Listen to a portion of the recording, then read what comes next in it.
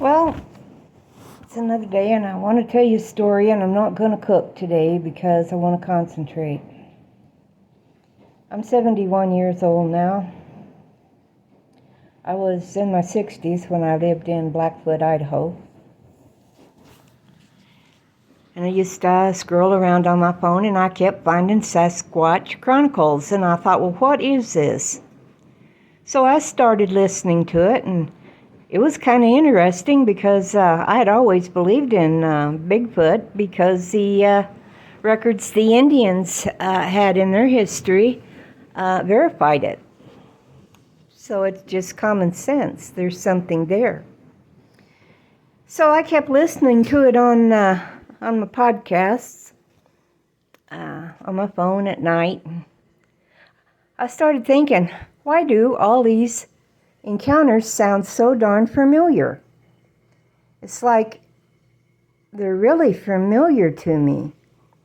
And I was sitting at the kitchen table, and I leaned my head back on the chair, and I closed my eyes, and I started letting my mind drift as I was listening to the podcast.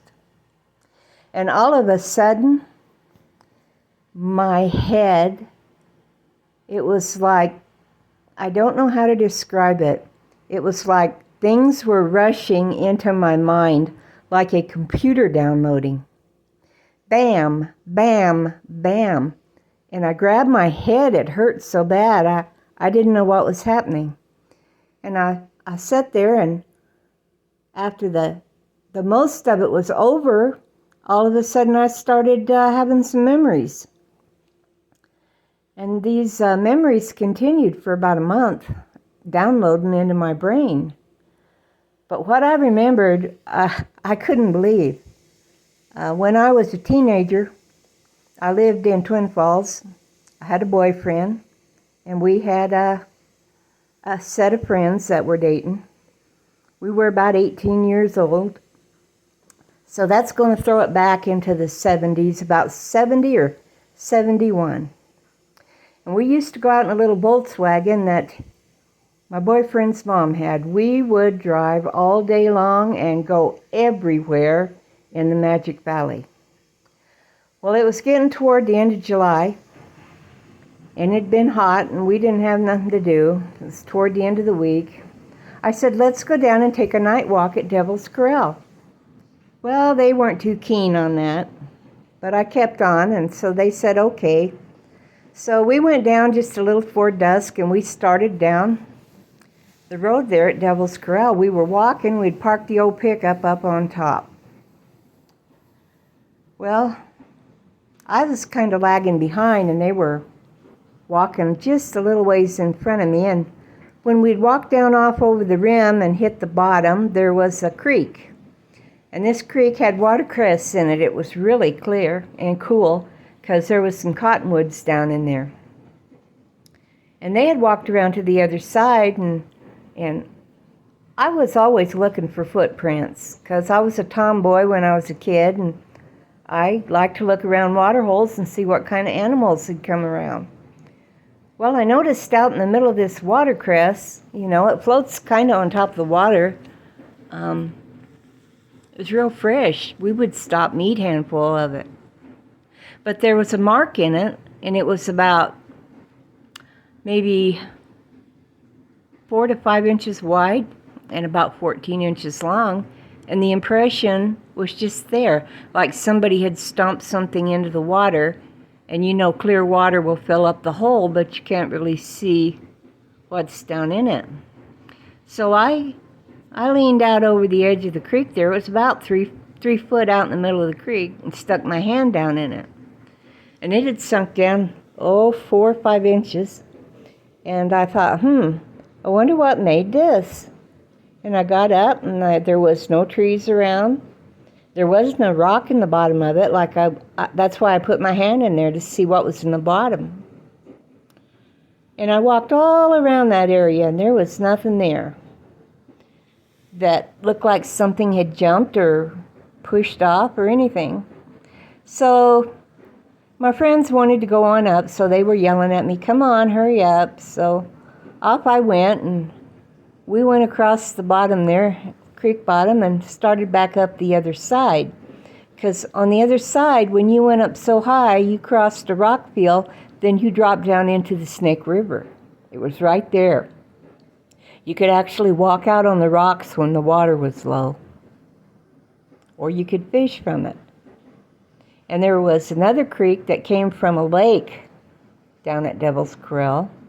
It wrapped around the other side and also fed into it at the same point. Well, we're walking up the other side, and it's getting, it's dark, let's say, real dusk. You could use your flashlight. It was that dark. And the boys were walking behind us, and all of a sudden, me and the girls talking, and we're walking ahead, and I heard my boyfriend say, "Hey, Hope, come back here. Bring Vicky." I said, "Okay." So we walked back there, and he was standing there with Vicky's boyfriend. And he said, "Hey, he's been out there walking in the rocks. He was going to sneak up on you guys and scare you. But he said there's something out there that's walking behind him, and he could hear it breathing." And he said, he don't know what it is. He said he thinks it's a person because of the way it sounds. So turn on the flashlight and let's head back. So that kind of got us excited. So we're hauling tail to get around the corner of that little knoll there and down on the other side. And we started to cross the bottom of the creek down there. And I told them, because they were up ahead of me, because I was getting tired, I said, "Hey guys, watch where you're walking because I can smell a skunk." They said, "Okay." I don't know if they smelled it too or not, but that's what they said. And they headed on through the bottom and started to go up the other side, and there was some boulders over there. And we decided we were going to rest for a minute before we started up.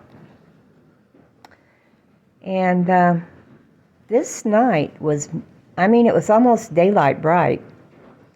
We didn't even need the flashlight. So they stopped and leaned against some boulders, and I leaned against one that was a little ways from them. And I was looking back off down the canyon, looking at how pretty it was and how daylight it was. I could see all the boulders strung out through there down the canyon. And I'm just sitting there staring. Well, actually, I was leaned up against the boulder. And the rocks had some kind of weird forms, and I seen this one rock that looked like the thinker. You know how he sits and he's thinking? I thought, wow, that just almost looks like a statue. And all of a sudden, I seen a twitch, and I thought my eyes had jerked. I thought they were, playing tricks on me.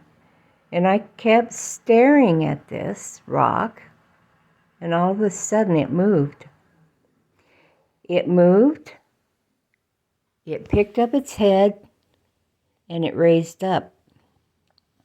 I'm going, well, who's that? Somebody else is down here.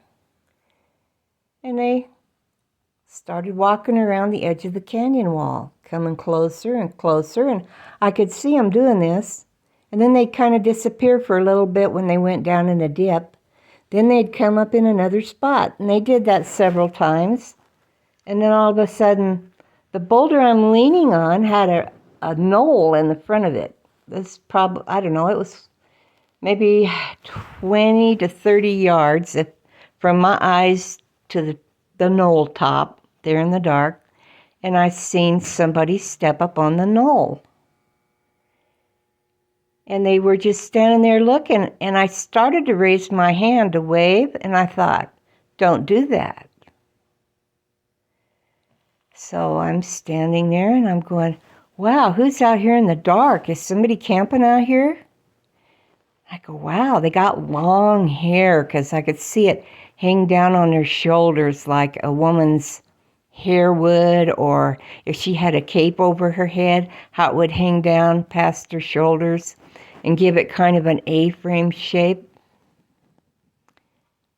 And then I could see, as I looked down the body, I go, no, that's got to be a hippie with long hair, because this guy's got muscle. I mean muscle. I go, he is buff. And I go, wow, this guy's got a magnificent body. I have never seen anybody that big. And I'm looking and I go, wow, he has like some major long arms. And I'm thinking, my mind is trying to make sense of it. And it's just jumping from one thing to the other like a computer clicking. And I go, well, I could see his hair blowing in the wind. There was a very slight breeze, and the moon made it look silver. And I go, wow, he's got long hair, and he's got hairy arms, and that hair is even waving on his legs. And I go, wait a minute. He don't have no clothes on.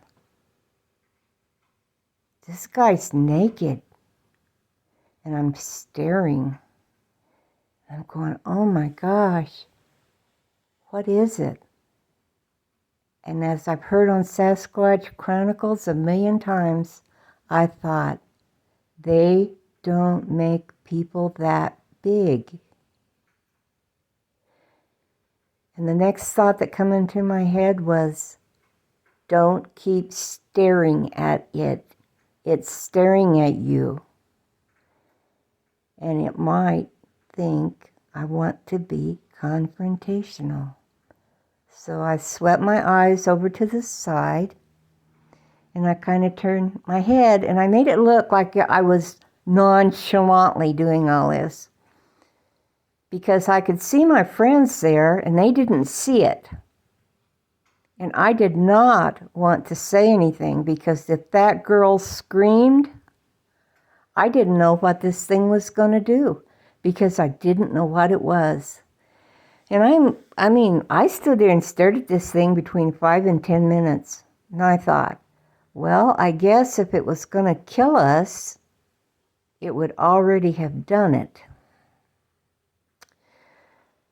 And I really, at that point, I wasn't afraid of it, because the moon was coming from behind it, and I couldn't see the face. And I think that's the only thing that kept me from going into like panic mode, because I couldn't see that face. And I turned and positioned myself where my boyfriend could see my hands. And I tried to make my voice sound as calm as possible and blend in with their conversation. And I said, oh, Ron. And he goes, yeah, what? And I says, well, what do you think about that? And he goes, what do I think about what? And I just moved my finger and pointed up. Now, that's how light it was outside. I moved my finger, pointed up, and he looked up. And his face got kind of really still. And he stepped over toward me, and he hunched over, and he looked at it. And I said, so what is that? And he goes, I don't know what that is, and I'm not sticking around to find out. And he walked really quietly. He had took my hand and walked me over to his buddy, and he says, hey, he says, we're going to walk around the corner here, and you get Vicky by the hand. He says, when we get around the corner and I say run, I want you to run till you hit the top and not stop. Don't ask questions. Just do what I say. And his friend goes, okay, Ron. And we walked around the corner, and those boys took off running up that road. And we were just bouncing along behind them. They were running faster than I could walk. And I got to the top, almost to the top, to where the sand started, and I fell. And my boyfriend, he picked me up, told me to grab hold of his belt, and he threw me over his shoulder, and up the hill he took me to the truck. Well, this old pickup truck we had, he had rebuilt it in his backyard. We didn't know if it was going to start or not. Right about that time, panic hit me, and I was shaking. I wouldn't look around because I was afraid I was going to see something. I didn't know what. But we got in the truck, And it had the old-time glass window that wrapped all the way around. It was probably a 1959 Ford. I'm not sure. And we all crossed our fingers because sometimes it would not start. So when he twisted the key, it turned over once, and then it hit again and took off. And we come out of that desert around gravel piles in the dark as fast as we could go. And we got to his mother's house, and his mother was there, and we were all excited. And I told her, I said, "Oh, Wanda, we were down at Devil's Corral, and there's some kind of monster down there. I don't know what it is." And she kind of smiled and looked at me slyly, and she says, "I told you guys not to go down there messing around at night." And I just looked over at her, and I just knew she knew something, but we didn't say anything else. And that's what happened that night. And I repressed that memory from 1970s to, about 2017, I would say, or 2019. I think it was 2017 that I repressed those memories. Had no idea that had happened. Don't know why I repressed them, but it must have been so traumatizing to me at the time that I put it away. I put it away, and about 3 years after that had happened, with me not remembering it, I do recall I went on a horseback ride down there with another girl and her uncle. And I was on a young horse, and we went down that same road. When we hit almost the point of where that rock was, that horse started snorting, and he started shying, and he did not want to go down there. And he threw me twice right there on that rock road. It had rock bottom, and my head was ringing so bad I could hardly sit the horse. So they just stopped the ride and brought me back out. And I thought everything was fine when we hit the top of the canyon. But that horse took off running, and I couldn't stop him. And he seen a cactus, and he focused in on it, and he came to a stop. It just threw me right over his head, and I rolled across the desert. And when I come up, my hands were full of woven mane hair in my fingers, where I just tore it out of that horse's hide. And my head was ringing, and when I'd open my eyes, it looked like on a film roll when you see the negative, and it'll show it sometimes on the old westerns, where people like go into a negative vision looking at the sun, and then they'll gain their vision and then go back. And this is what it was. But that was one of the strange things that happened to me. So I do not doubt that there's a Bigfoot. I used to live out by Rogerson, Idaho, and I was out hunting one year. And I was walking a ravine, and there was sand in the bottom of that ravine. And all of a sudden I see these barefoot tracks in it. And these barefoot tracks are kind of over an overhang. I thought, somebody stopped to rest here and took their shoes off. Well, I walked around and looked. Nobody had sat down. Nobody had taken their shoes off. And these tracks went over to the wall of the ravine, which was almost 15 foot tall or so, and they disappeared. Whatever that was, it looked like it had jumped from there to the top and walked off. And I had circled around and went up to the top, and I saw not one track. And I could see them come down the ravine and stop under that overhang, and they just disappeared. And I knew it was not a hunter then that had sat down, because no hunter in his right mind will sit down, get sand all over his feet, put his socks back on, continue to walk. There's cactus and stickers all over that desert. You couldn't possibly do it. And there were no shoe prints. There were no places where someone had sat down. So I'm pretty sure that that was maybe a juvenile Bigfoot that had come in through there.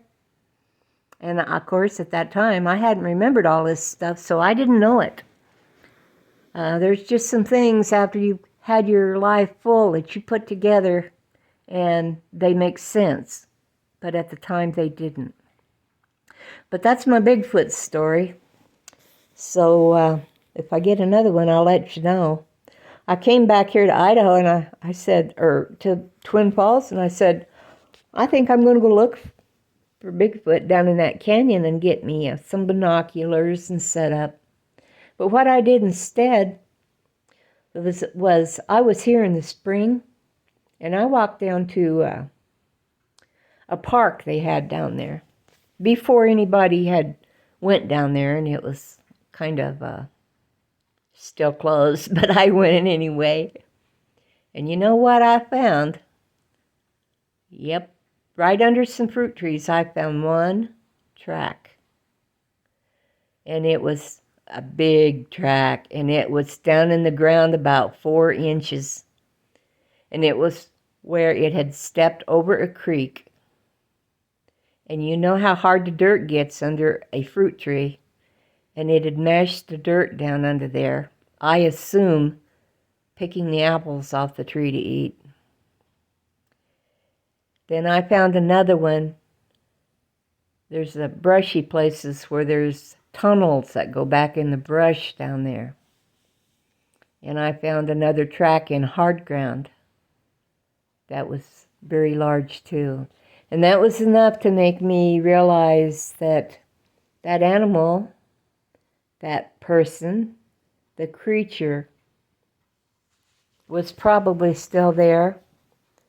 And I did associate those people that told me they saw lights floating down in that canyon.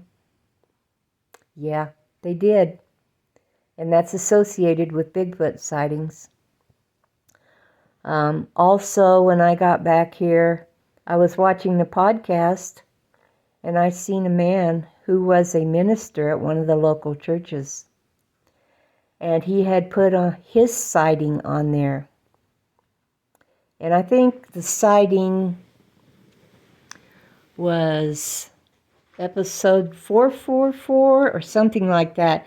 What it is called, it's on Sasquatch Chronicles, and it's called It Followed Me Home. And it's in Idaho. Him and his friend went down to the canyon, and you can get the full episode of it if you want to listen to it off of there. But this man called me because I did register my sighting with Rocky Mountain Sasquatch. And he saw that. And he called me and wanted to know exactly what I had seen, and I told him.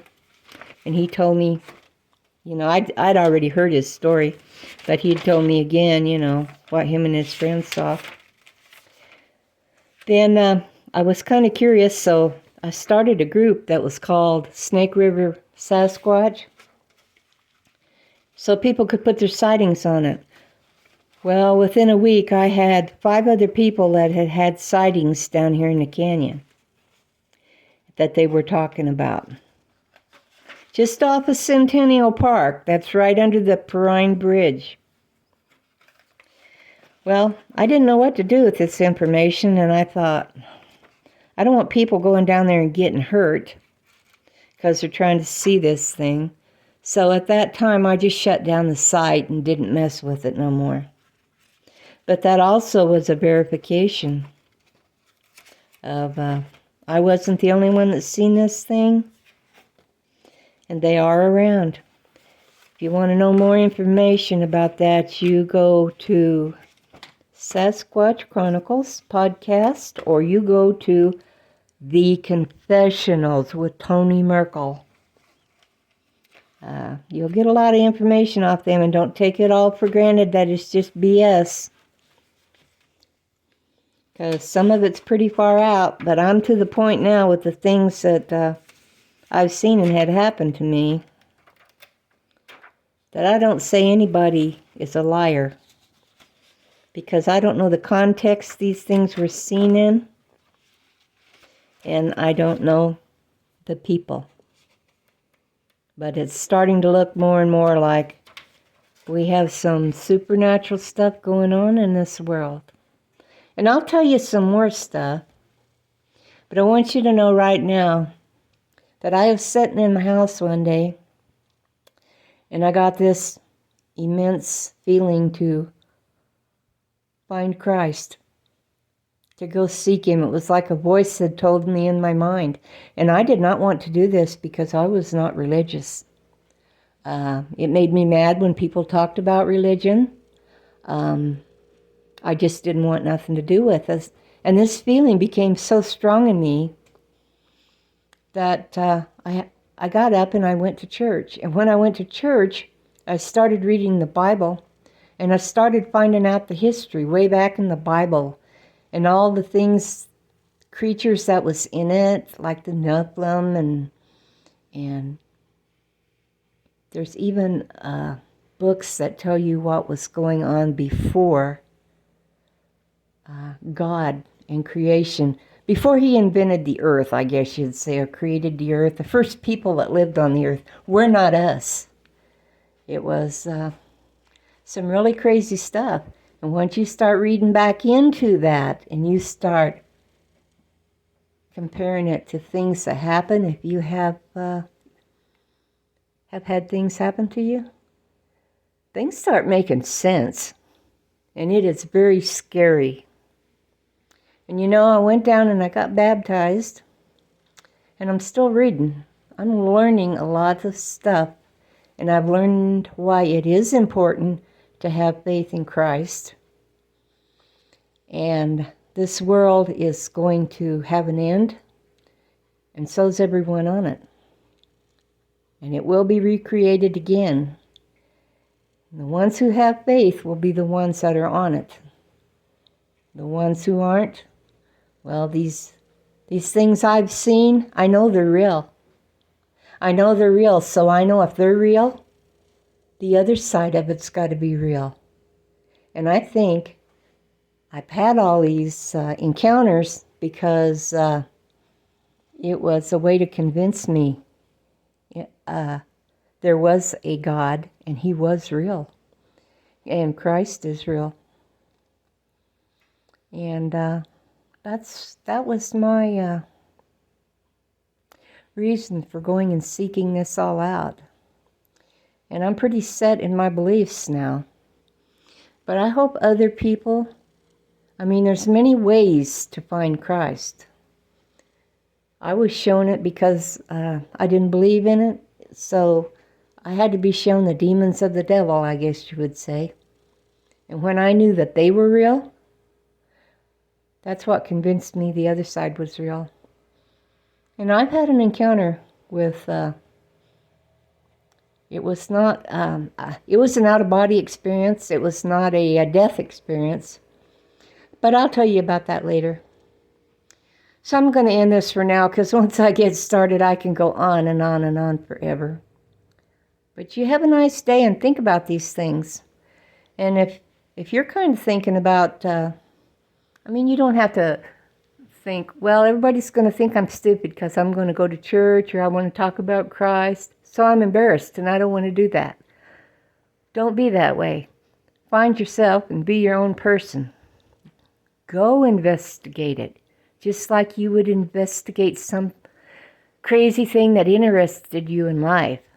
Go investigate it, find out the facts, and then make your decisions.